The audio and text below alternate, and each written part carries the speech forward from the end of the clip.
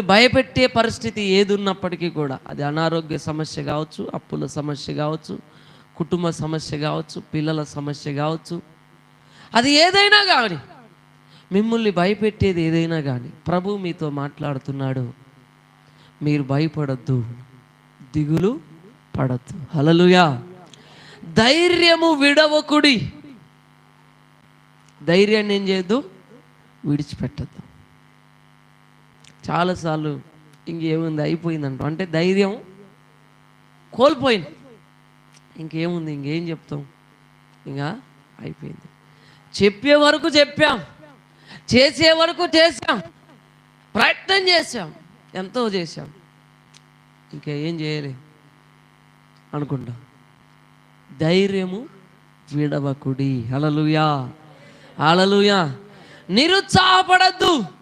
మీ ప్రయత్నాలలో